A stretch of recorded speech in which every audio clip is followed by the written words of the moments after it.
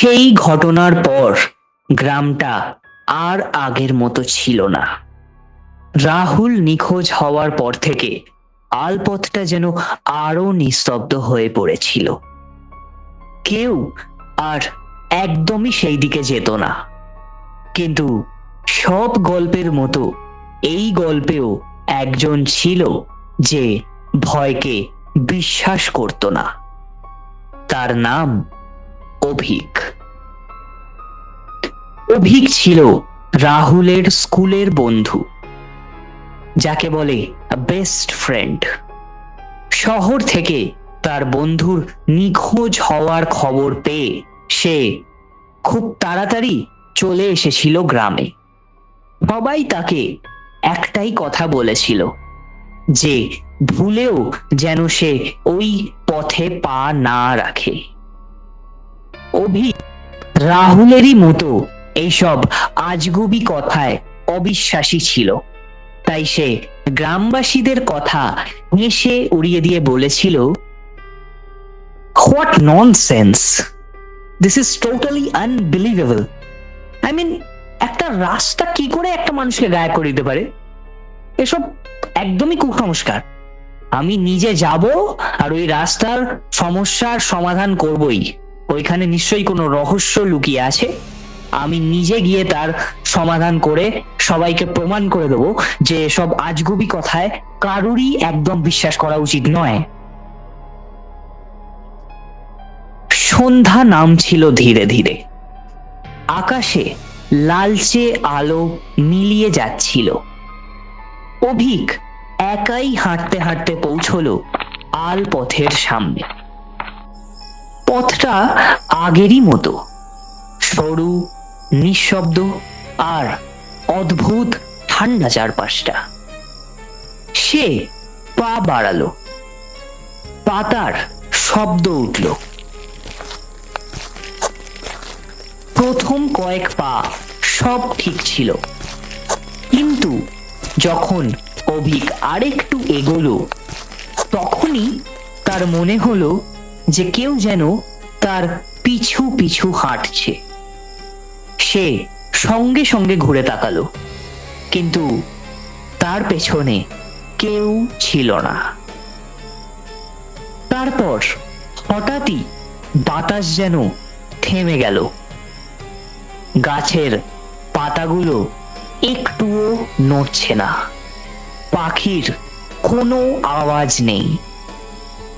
যেন সে বাইরের দুনিয়া থেকে একদমই আলাদা অন্য কোনো এক দুনিয়ায় এসে পড়েছে, যে দুনিয়ার খবর আর কারুর কাছে নেই। তারপর অভিকের সামনে ভেসে এলো সেই ক্ষীণ আলোটা যা রাহুল অনুসরণ করতে করতে আলপথের মধ্যে প্রবেশ করেছিল। অভিক তাকালো সেই আলোটার দিকে।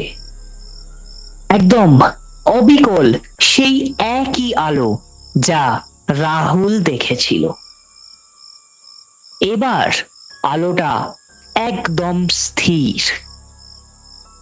তারপর ধীরে ধীরে সেই আলোটি এগোতে থাকলো সামনের দিকে, আর ঠিক একই রকম ভাবে যেভাবে রাহুল আলোটিকে অনুসরণ করছিল সেইভাবেই অভিকও আলোটিকে অনুসরণ করতে করতে ধীরে ধীরে এগোতে লাগলো।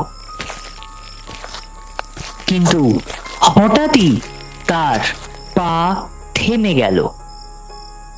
মাটির ওপর কিছু পড়ে আছে। সে নিচু হয়ে দেখল যে একটা জুতো। এই জুতো অভিক খুব ভালোভাবেই চেনে। এ হলো তারই প্রিয়তম বন্ধু রাহুলের জুতো। অভিকের বুকের ভেতর কেঁপে উঠল।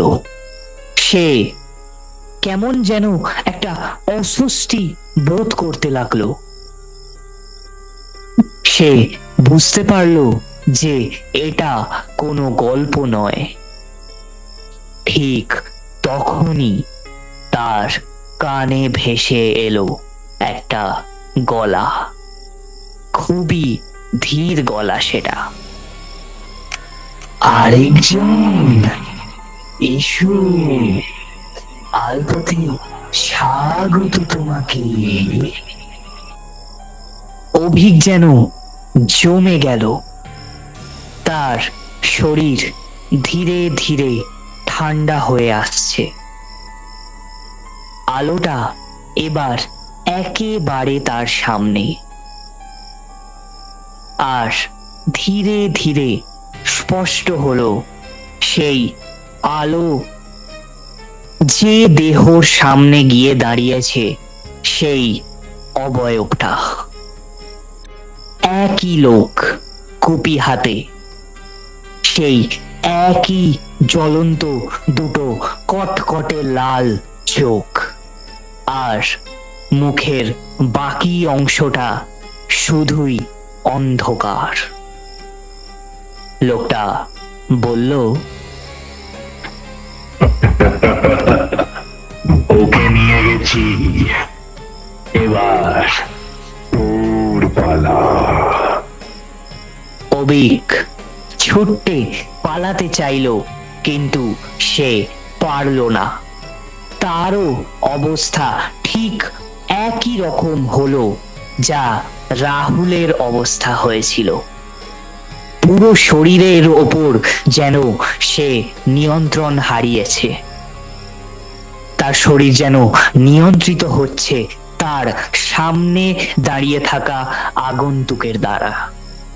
পা যেন মাটির সঙ্গে আটকে পড়েছে। হঠাৎ সে তার বন্ধু রাহুলের কথা মনে করতে লাগলো। সে সিদ্ধান্ত নিয়ে ফেলল যে যাই হয়ে যাক না কেন, তার বন্ধুকে তাকে বাঁচাতেই হবে। সে চিৎকার করে বলল, ওকে ছেড়ে দাও, ওর কোনো ক্ষতি করো না, যেতে দাও ওকে। কুপি হাতে লোকটা একটু থামলো, তারপর ধীরে ধীরে মাথা কাত করলো সে। আর ঠিক তার পর মুহূর্তেই অভিকের কানে ভেসে এলো তার ভয়ঙ্কর শব্দগুলো। ছেড়ে দেবো? বেশ, তাই হোক, তবে তুই থাকবি তো? চারপাশটা যেন আরো অন্ধকার হয়ে আসছে, শুধুই কুপির আলোটা জ্বলছে। আর সেই জ্বলন্ত আলো যেন আশেপাশের পরিবেশকে আরো অন্ধকার করে তুলছে। অভিক বন্ধ করলো তার চোখ, তারপর জোরে একটা শ্বাস ফেলে সে বলল,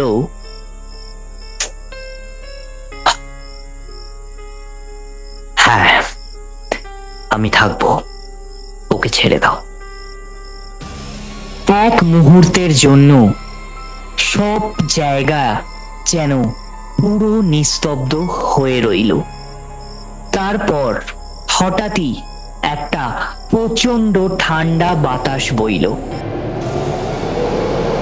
অভিক চোখ খুলল। সে দাঁড়িয়ে আছে আলপথের বাইরে। তার সামনে অচেতন অবস্থায় রাহুলের দেহ পড়ে আছে।